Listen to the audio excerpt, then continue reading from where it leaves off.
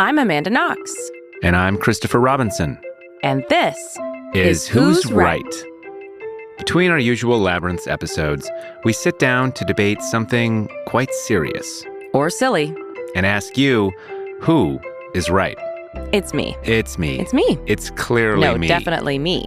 It's me. Me? No. Me. It's me. How could it be anyone but me? Says the man sleeping on the couch.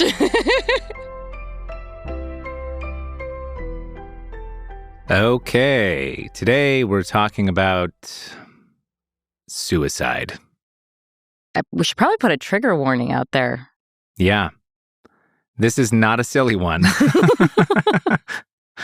This is by far not a silly one, and it's in part inspired by the fact that the latest episodes of Labyrinth have all dealt with deaths of a sort. Yeah, we had the medical malpractice episode where Richard Pallardy's mother died, and then the last episode was Kat Moore, who works as an ER doctor and brings in principles from Zen Buddhism into her work.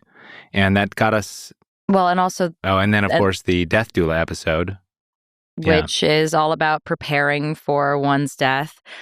And all of that, on top of the fact that we just watched the first episode of Shogun, in which there is a ritual suicide.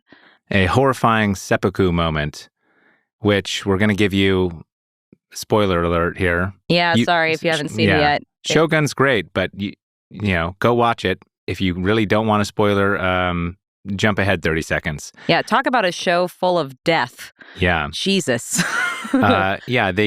The thing that makes it so horrifying is that this samurai not only kills himself in ritual suicide to protect the honor of his family, but he has his son killed. His infant son to end the family line. Which I've had nightmares ever since we watched that. Like every day I've had nightmares about that. You know, our personal relationships with suicide are very different than honor culture Japan in the 1600s. So maybe before we get into how we might disagree about suicide here, maybe we should just unpack what our personal relationships with this very heavy topic are. Sure. Do you want to go first or do you want me to go first? I think you should go first. Okay. I'm the one who had a good reason to commit suicide of the two of us. I have never really struggled with suicidal ideation in my life as a normal human being. Instead, my only experience of suicidal ideation was right after I was convicted and sentenced to 26 years in prison. And I felt utterly trapped in my own life. And for that reason, I started to imagine alternatives to being trapped in my own life and having to live out a life that it was really hard for me to imagine was worth living. That was where I was at. I was stuck in a cell. I was surrounded by, traumatized people. I had lost the opportunity to have a career and have a path in my life, and above all, to have a family of my own, because after 26 years in prison, I would be barren and unable to have my own children. And I started to wonder if it was even worth it to live. So I then... Did you know how you would do it? I thought about it quite a bit. I knew some people who had attempted suicide in the prison, so I knew ways that didn't work. I also heard about someone who successfully committed suicide on the male side of the prison, so I knew what could work. I'm not going to go into all of them here because I've written about them before. But I settled upon one method that I thought would be the most acceptable. And then as soon as I settled on it, I was like, okay, this is what my escape hatch looks like in its full horrifying detail. Suddenly I felt better about the prospect of living yet another day trapped in the life that I was living. And it just made it seem like I was a little less trapped as I encountered Hmm. every single day. Like you always had that one choice. Yeah, I wasn't actually trapped. I could always escape if I really was just over it. So that was my experience. Yeah, mine is so not that. Yep. I was, I had a period of, I guess you could call it depression, where I became increasingly fixated on the idea of suicide. And How old were you? this was in my late 20s. Okay. And I had quit my teaching job in New York and I had moved into the wind, as I like to say, floating between different artist colonies and arts residencies around the country, sometimes internationally. No fixed address for 3+ years. And that was liberating and great and fantastic in so many ways. And I met so many brilliant artists and writers and musicians. And I was constantly inspired artistically. And I got a lot of writing done, which was my goal. And I was living this just like life of the arts, reading and writing and with no other job. It was amazing. And I made zero money, but I lived off the generosity of these fellowships. But as a consequence of moving to a new place every 6 weeks, my personal relationships began to crumble. I had no real sense of stability in my life. I was writing a lot of poetry. I was working on a novel. I hadn't sold a novel yet, and I hadn't really made a dime from writing at all. And so my career didn't really feel like it was going anywhere. And as much as I was artistically inspired, I didn't see that path necessarily stretching out before me as a sustainable one. Like, was I just going to be hopping around every 6 weeks at artist colonies for the rest of my life? That just didn't seem like a good plan. But I didn't have a better plan. I didn't want to be adjunct teaching in New York. And, that the plan in front of me also didn't seem like it was going to yield a lasting relationship. And I was feeling increasingly alone. And I found myself writing a collection of sonnets that were kind of all about suicide. And then I got this writing residency where I moved to a tiny town called Lanesboro, Minnesota in the wintertime. And it was a small, like, a summer resort town that had like hiking and, whitewater rafting and stuff. It was one of those sort of towns. But in the wintertime, it was dead and there was no one there. But there was a little art gallery there that had an apartment above it. And I had applied for and won this fellowship to live in the apartment above this art gallery in a sleepy town in Minnesota by myself. And I started drinking. I was drinking, a lot of Manhattans that I was making by myself in the apartment. There was nothing to do but hang out at the local VFW. So especially in that period, I found myself really thinking about suicide. And I got there in a very philosophical way, which is, I think, very different from yours, but maybe you wound up with a philosophical angle on it. But mine was always more about just thinking about my life and viewing it as a proposition that didn't have to continue indefinitely and of course wouldn't continue indefinitely. And if I knew it had to end at some point, I started to feel kind of, the more I thought about it, more neutral about when exactly it would end. And like, was a life better if it was longer? Not necessarily. I don't feel that way about books or movies, Not every book has to be 1,000 pages. Some of the best books I've ever read are 212 pages, say, right? And there are all those famous poets who are amazing and just blinked out of existence when they were like 25 Oh, yeah. from tuberculosis. John Keats, did all of his work by age 24, and yet his legacy continues in the world of poetry, right? So I had been thinking about that stuff in my artistic life, and I ended up applying those ideas to my actual life and thinking that, well, why not choose when I walk out of this movie? Why wait until life chooses for me? Mm-hmm. And when I was especially in this kind of depressive place, those thoughts took on another character, and I found myself researching methods and thinking about it. And, the method I was drawn to was the exit bag, where you get a canister of nitrogen gas and a plastic bag and, seal yourself in and breathe in the gas and slowly pass out. And there's no choking sensation. And you leave a nice corpse for your family. What does that mean? Well, it means that if you're going to do it, you don't want to create a mess for your friends or family to clean up, I see. I guess, okay. You shoot yourself as messy. As far as corpses go, it's a nice corpse. I see. Okay. Got it. So, I obviously didn't do it. Yes. Yeah. And I'm glad I didn't do it. Mm-hmm. Me and too. Shortly after that period, a close friend of mine did kill herself. And it really, really affected me deeply. It still does. And do you think it affected you deeply because you had already had suicidal ideation yourself?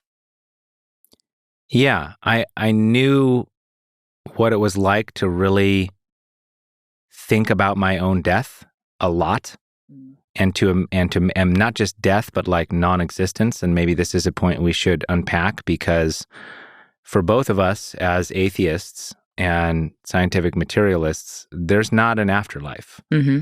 And so thinking about death is equivalent to thinking about non-existence. Yeah. And I feel like, I don't know, I'm not going to say this makes me special. I don't think it's a good thing necessarily, although maybe it is. And maybe this is what we can debate here. But I feel like I have probably thought more about my own death than most of my friends have, or my peers. I think you and I might be similar in this regard, but I look at the way our culture looks at death, and I've seen it with my own relatives in the medicalized, institutionalized world we live in. As they get older and older, they wind up taking increasingly desperate measures to prolong their lives at any cost. Mm-hmm. And I don't see that as if life, no matter what it looks like, is inherently more valuable than non-existence. Than non-existence, right? Yeah. And that to me does not seem like you are facing the prospect of your own non-existence, really. It seems like you're fighting it tooth and nail until you're denying it, or you're turning away from it and you're not wanting to look at it. We could give you lots of reasons to support Labyrinths on Patreon, including ad-free episodes and exclusive patron-only content. But why not hear it direct from a listener? Hi, this is Cannon. I'm a big supporter of the Labyrinths Patreon page because the work that these people do is really thoughtful, and it's one of my favorite podcasts and Patreon accounts in the world. Visit patreon.com/Knox Robinson. Well, so here's a question that maybe we can ponder as well. I'm going to go out on a limb and say that probably you and I agree, just theoretically, that a person's life ultimately belongs to them. Yeah, I think we're on the same page there. And so it's not anyone else's choice but theirs to decide if they want to end their own life. Theoretically, right? Mm-hmm. Theoretically, I'm with you. In an ideal platonic world, that is the case. However, the way that ends up translating into the real world is people who shouldn't be committing suicide commit suicide. And define shouldn't be. Shouldn't be because, all right, well, if you go on like suicide websites where they're telling you not to do it, they'll often say things like a myth about suicide is that people who are suicidal want to die. When in fact, what is happening is that they don't want to die. They just don't want to be experiencing life the way that they are experiencing it in that moment. They're either in pain or they are lonely, and they don't have the perspective to understand that whatever that feeling they have is not going to last forever. And so they take that desperate measure, not because they want to die, but because they don't want to keep on living, which is an important distinction. And so those are the kinds of people who likely should not be committing suicide because they are attempting to address their problem of living with a solution that they don't actually want. And, I talk about this a little bit when I go and give talks. Like, here I was and living in the worst experience of my life, and I hung in there, and inevitably life goes on and changes, and it's important to have that perspective that nothing ever stays the same unless you are a terminally ill person, unless you have like a terminal unsurvivable situation. Only then is it like okay or quote make sense to commit suicide. I don't Why is that different than your life is terminally sucky? Because your life isn't terminally sucky. Well, then why isn't your life terminally sucky when you're dying of something? So it's only terminally sucky if you are sick and like you are in the process of dying and the process is painful and drawn out, and there's no hope of it not being painful and drawn out. Yeah, but I'm going to push back here, because if you can find a way to enjoy a life that is filled with non-physical pain, psychological pain, if you can find a way to reconceptualize that or position it in some way that life is worth living, why can't you do that with physical pain? Because physical pain is, can I bring you back to the Shogun episode where they boil a man to death? I think that guy would have rather been put out of his misery or put himself out of misery than boiled to death. I'm just going to go out on a limb there. Yeah.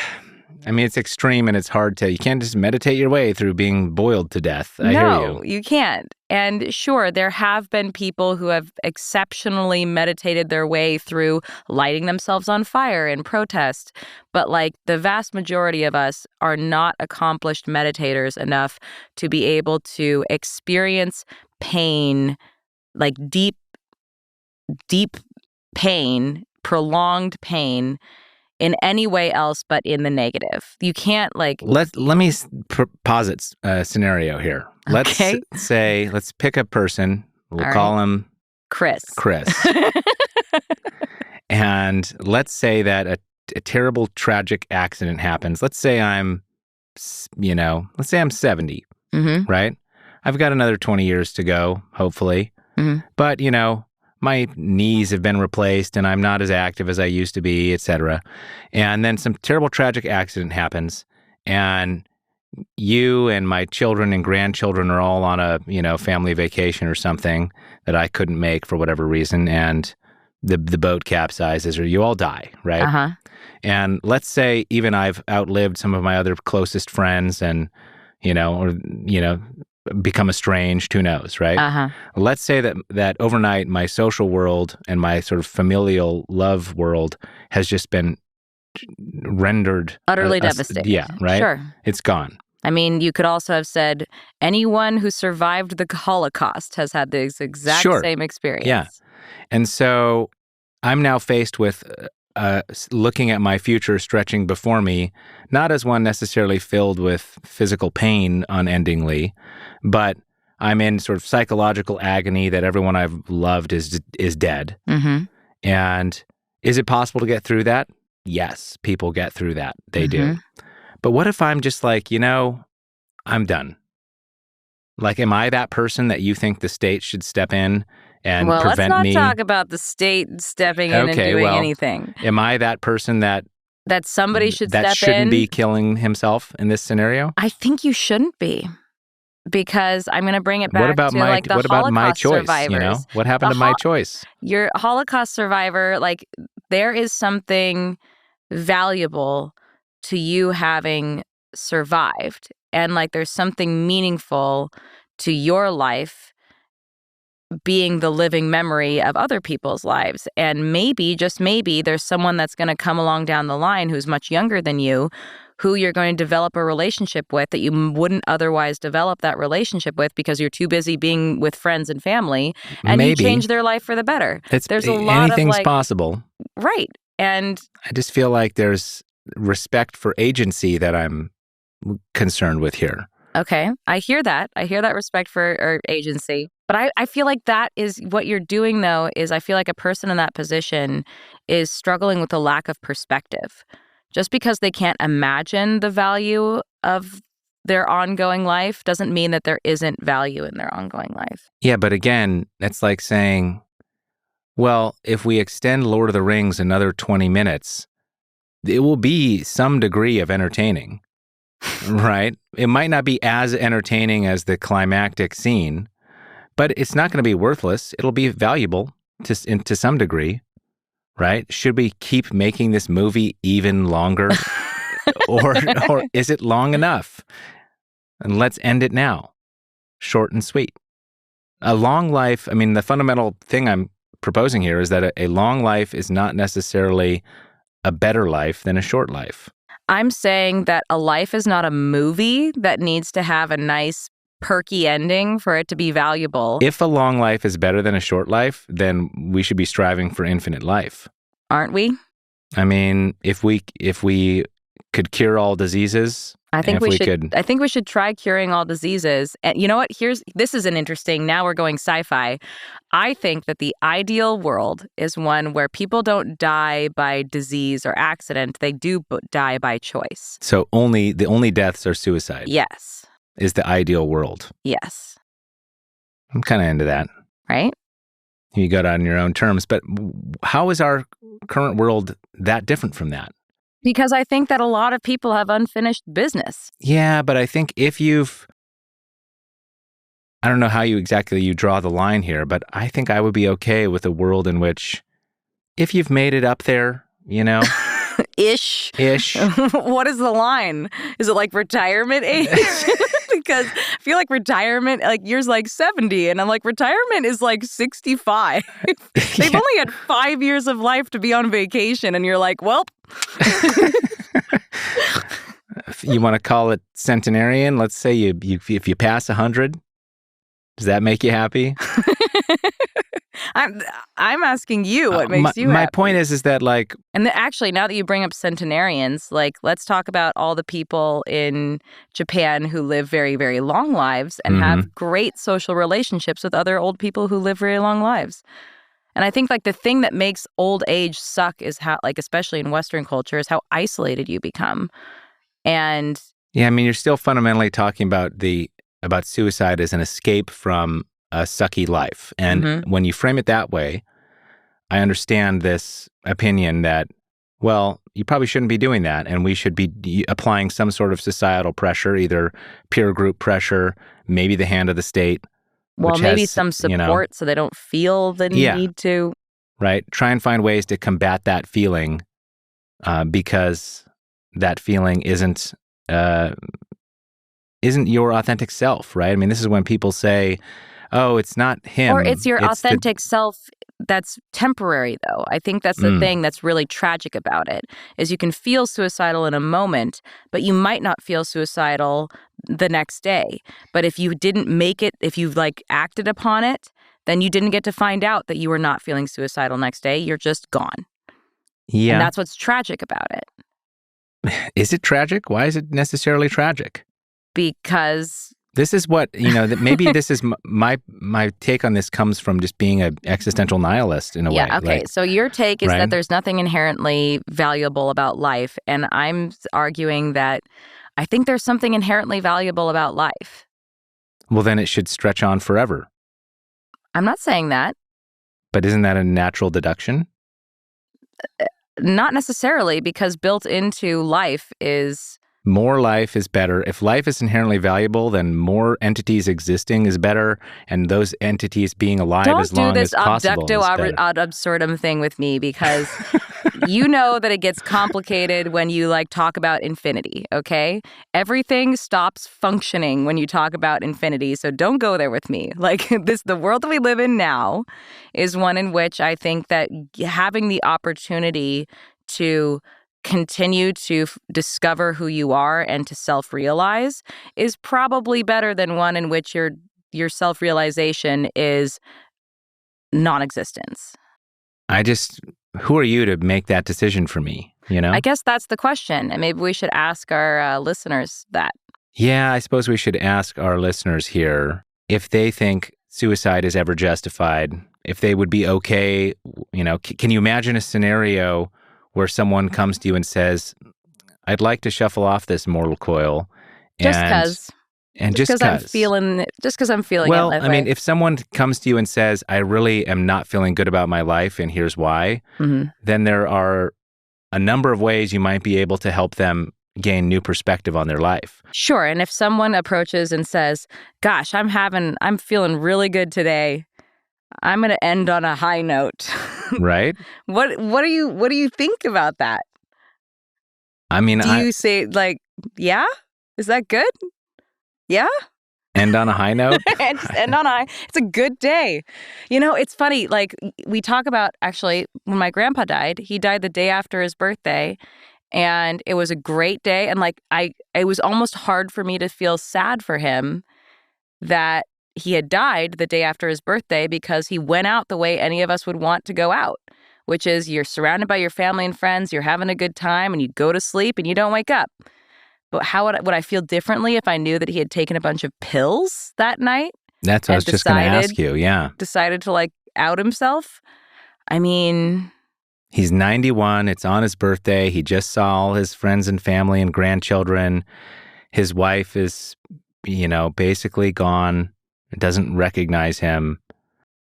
So he takes some pills and pulls the trigger. He has a great day and walks out the back door. I respect the shit out of that if that's what he did. I don't know. Who knows if he did that? I don't think he did. I don't think he did that, but I if think he got did, lucky. if he told me, I'm thinking about doing this, I wouldn't try to talk him out of it. I would respect his autonomy. And I would say, I think you've earned the right to make that choice at this point, right? Yeah. I probably would not try to talk him out of it either, because he was 80-something and... Well, he was 90. No, he was 90. Yeah, he was 90. He was 90, turning 91. Yeah, he turned 91. Yeah. Yeah, that's a good long run. My point is that there clearly is a scenario where you're not trying to talk someone out of it. Sure. Right? Okay, so is 90 the line? Well, I think it's not a simple line. It's a combination of factors. But I think maybe the note I want to end on here, aside from asking listeners where they would draw the line on under what circumstances they wouldn't be trying to talk someone out of it, which I am curious about that, is what does it do to you to really stare into the abyss and to really think about suicide? Because the other side of this question is maybe not when is it okay, but what is the value of thinking about your own non-existence in depth? Really, really thinking about what it's going to mean to not be here and contemplating it. As you said at the beginning of this conversation, it made you feel better about your present life by really seriously thinking about how you would leave it. And knowing the idea that no one's forcing you to live this life. Yeah. And I think that's why in Zen, for instance, there's a significant focus on death and a sense of, even in meditation, you're practicing trying to sort of void the experience of self, to step into what it is to not exist. Do you feel like there's a value in looking into the abyss that way? Is that something you recommend for all people? That they contemplate their own potential non-existence? I would recommend everyone contemplating their own non-existence. Also, I would recommend people contemplating the impermanence of anything that is they're experiencing in their life. So the one thing that's really true about the abyss is it's permanent. That's the one thing that is permanent.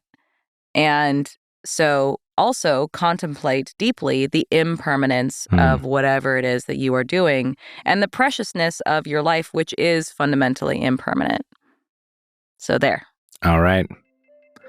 Well, we would love to hear your thoughts on this difficult and heavy subject. Mm-hmm. And if you have ideas or suggestions for other topics we can debate here on this series of serious and silly debates, let us know. We're here for it. You can contact us through our website, knoxrobinson.com. Thanks very much.